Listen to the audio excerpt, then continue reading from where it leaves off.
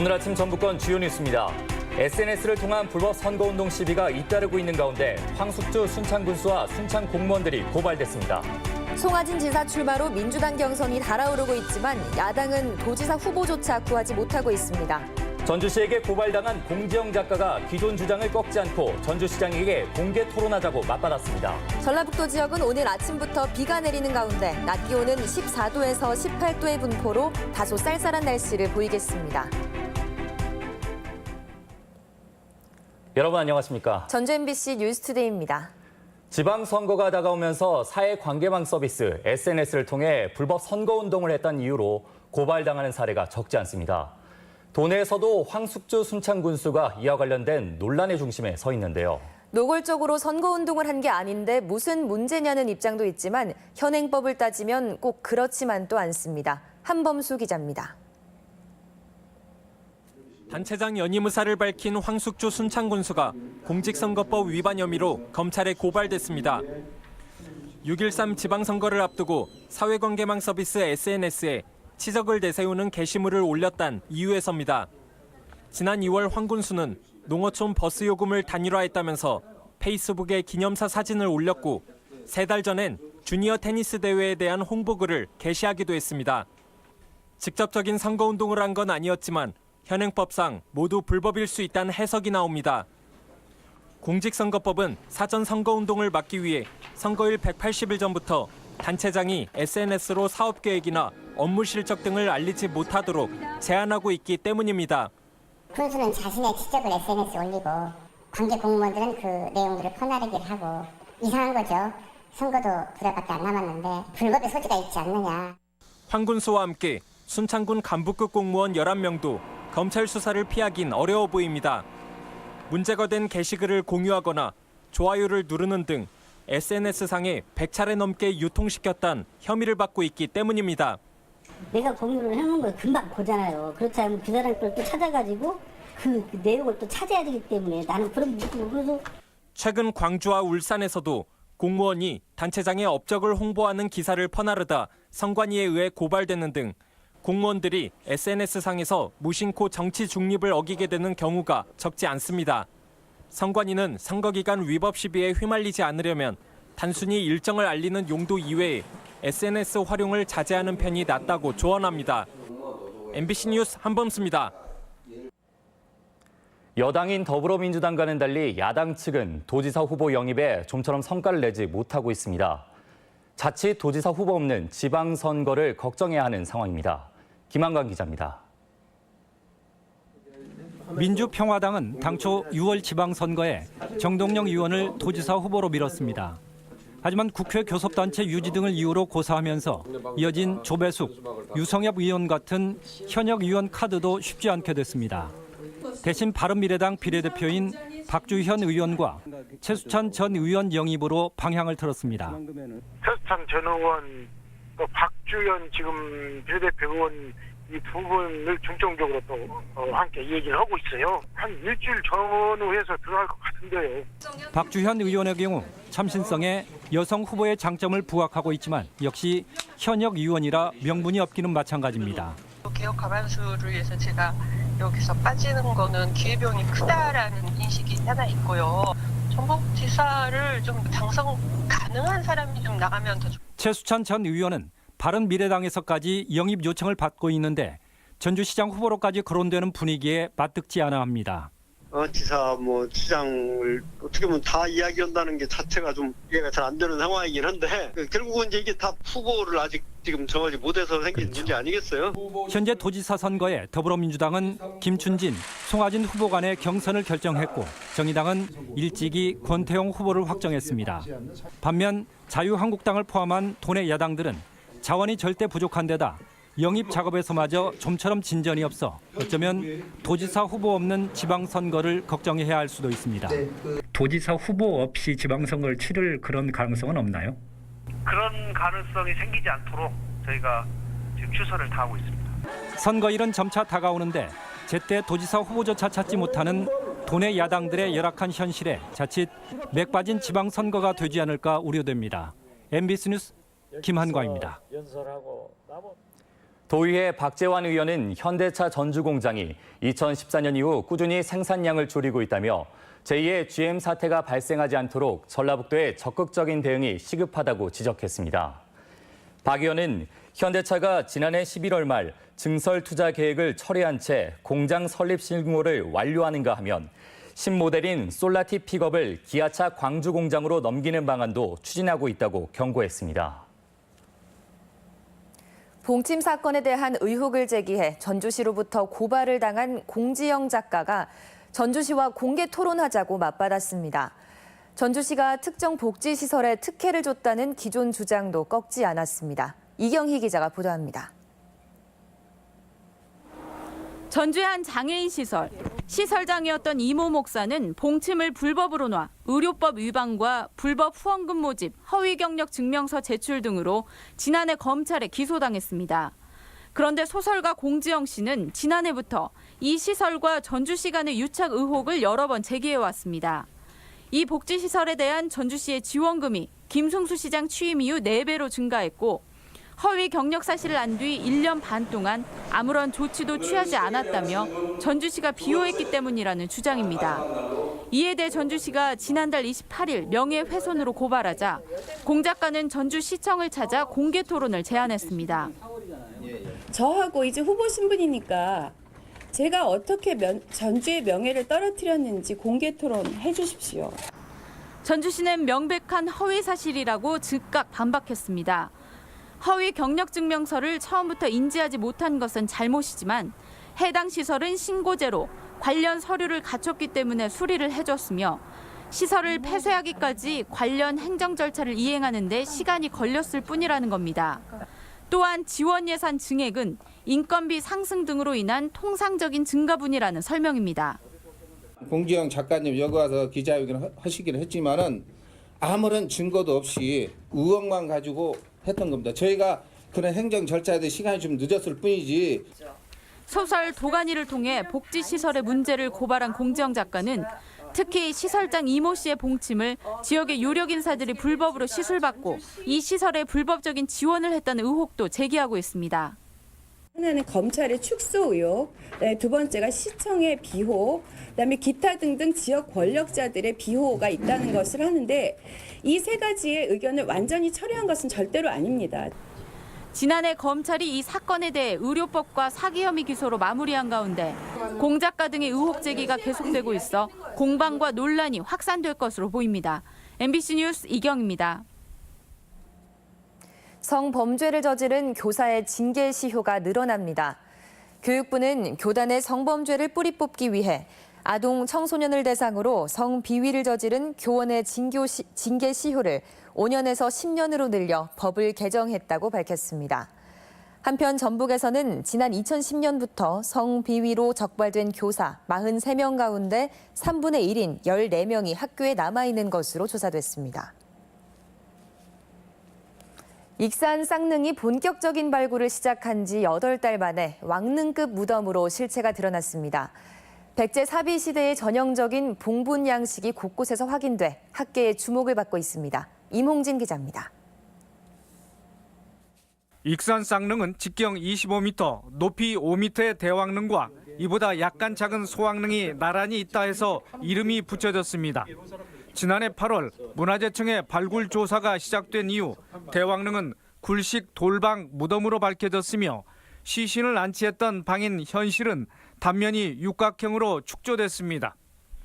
이는 백제 사비 시대인 7세기 전반기의 전형적인 왕릉 양식으로 확인되고 있습니다. 현실의 규모가 부여 능산리 왕릉군보다 크고 흙을 여러 겹으로 만들어 지반을 다진 판축 기법이 사용된 점도 이를 뒷받침합니다. 인근의 미륵사가 무왕시대에 창건된 점을 감안하면 대왕릉과 소왕릉은 각각 무왕과 그 왕비의 무덤이라는 설에 무게가 실리고 있습니다. 무왕이 이곳에 묻혀 있단 말이죠. 그렇다면 그가 건설했던 수도에 묻히는 건 당연하다. 따라서 백제 수도라는 것이 증명될 수 있는. 다만 무덤 속 유물은 조사 당시 이미 도굴된 상태로 목관만 복원돼 아쉬움을 주고 있습니다.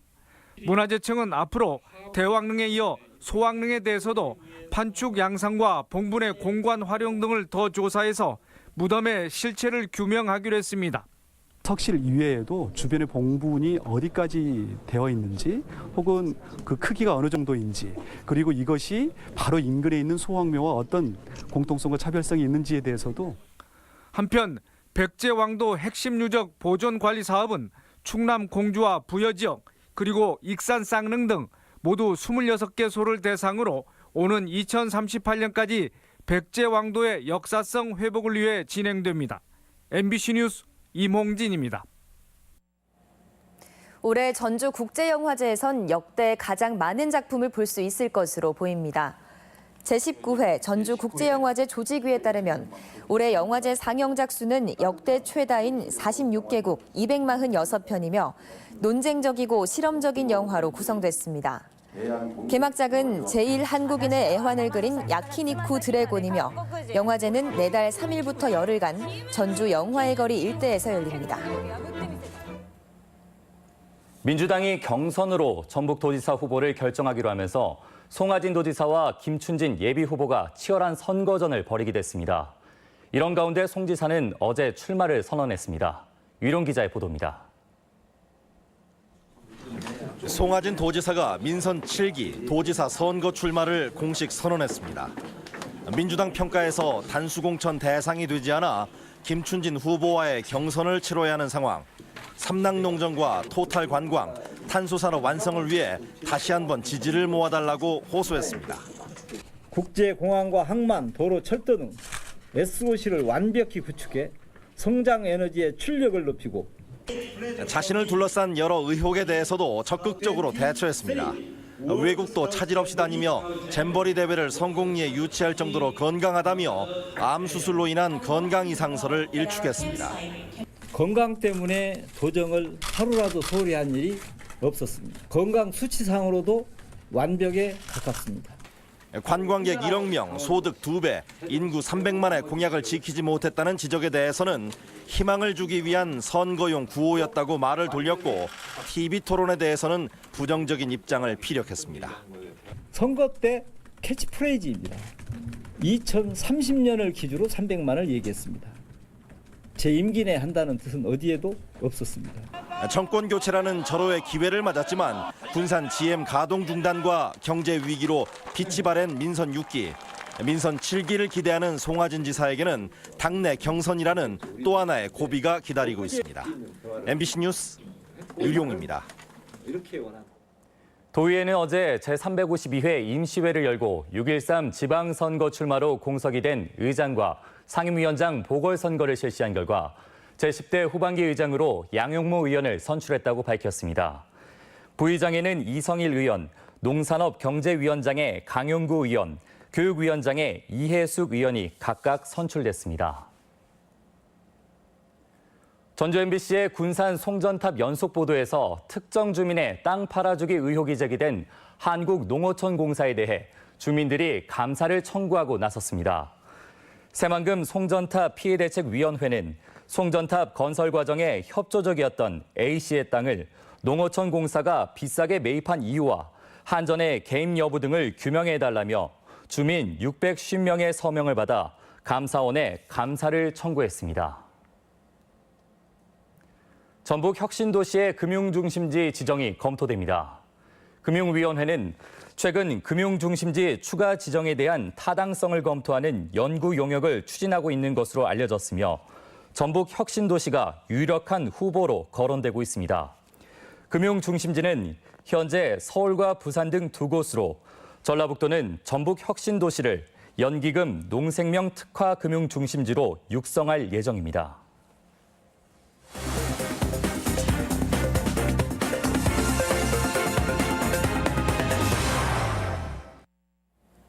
장수군이 홀로 사시는 어르신들의 응급 상황 대처를 강화하기로 했습니다. 무주군은 올해 영유아 보육에 힘쓰기로 했습니다. 시군 소식 송인호 기자입니다. 장수군이 고독사를 막기 위해서 독거노인 응급안전센터를 운영하고 있습니다. 센터는 홀로 사는 노인 집에 활동 감지기나 화재 감지기를 설치해서 움직임이 없으면 즉시 군과 소방서로 응급 신호를 보내는 서비스를 실시하고 있습니다. 지난해에는 이 서비스를 통해 77건의 응급 상황이 해결됐으며 올해는 1,100여 명을 대상으로 확대했습니다. 부모님의 안전을 생각하듯이 어르신들의 안녕을 유지하며 살기 좋은 장수군 만들기에 기여하도록 노력하겠습니다. 고창군과 고창경찰서 역시 고독사 방지를 위해서 부모 안심톡 업무 협약을 맺었습니다. 부모 안심톡은 이틀 이상 상수도 사용량이 없을 경우 인근 주민이나 가족에게 안전 여부를 확인해달라는 연락을 자동으로 보내게 됩니다. 남원시가 매주 주말과 휴일 신관사또 부임 행차를 재현합니다. 남원의 대표 상설 공연인 신관사또 부임 행차는 춘향전의 변학도 부임 행차 부분을 해학적으로 각색한 퓨전 공연으로 오는 10월 말까지 거리 퍼레이드와 마당극 춘향전 등 다양한 볼거리로 펼쳐집니다. 우리 신관사또 부임 행차 단원과 같이 어우러지는 한마당 잔치가 될 수 있도록 와서 즐기시면 감사하겠습니다. 무주군이 올해 영유아 보육에 48억 4천여만 원을 투입합니다. 무주군은 시간제 보육 서비스를 1개 반에서 2개 반으로 늘려 최대 10명의 영아를 수용할 수 있게 됐으며 차량과 식사, 보육 등을 보조하는 어린이집 보육 도우미 지원 사업도 추진할 계획입니다. MBC 뉴스 송인호입니다. 하림그룹은 최근 AI 발생이 없는 청정 지리산권인 남원에 닭이나 오리고기 가공 공장을 짓기 위해 현장 실사를 한 것으로 알려졌습니다. 국회 이용호 의원 측은 하림그룹이 3회 산업단지에 투자하면 서남대 폐교 등으로 어려움을 겪고 있는 남원의 일자리 창출이 기대된다며 하림 진출을 지원하겠다고 밝혔습니다. 다음은 우리 지역 행사와 문화 소식입니다. 미투를 주제로 한 익산 여성영화제가 오늘부터 나흘간 공공영상미디어센터에서 열립니다. 전주 시립교향악단은 오늘 한국소리문화의 전당에서 러시아 고전과 낭만이라는 부제로 정기 연주회를 갖습니다. 군산대학교 음악과 대학원 교수로 구성된 청하피아노 음악연구회의 연주회가 모레 예술의 전당에서 열립니다. 전주미술관은 오늘부터 29일까지 이상철 초대전을 갖습니다. 앤디 워홀 등 기념비적인 미술가들의 작품으로 구성된 현대미술 사진전이 도립미술관에서 열리고 있습니다. 다양한 보석을 한자리에서 감상할 수 있는 축제가 오늘부터 15일까지 익산 주얼팰리스와 보석 테마 관광지 일원에서 열립니다. 제주 4.3 항쟁의 70주년을 기념하는 행사가 내일까지 전주 풍남문 광장에서 열립니다. 김제 만경장터 독립만세운동 기념 행사가 오늘 만경읍 능제수변공원과 장터 일원에서 열립니다. 전라북도 장애인 복지관이 개관 30주년을 맞아 오늘 기념 행사를 갖습니다. 전라북도 기능경기대회가 오늘부터 9일까지 전주 공업고등학교 등 7개 경기장에서 치러집니다. (4월 4일) 수요일 전북권 날씨입니다. 전라북도 지역은 오늘 아침부터 비가 내리는 가운데 기온이 뚝 떨어져 다소 쌀쌀한 날씨를 보이겠습니다. 비는 오늘 밤까지 도내 전역에 최대 10mm 가까이 내리겠으며 낮 기온은 전주 17도, 익산 15도 등 14도에서 18도의 분포로 어제보다 8에서 10도 정도 낮겠습니다. 바다의 물결은 서해남부 전해상에서 0.5에서 1m로 일겠습니다.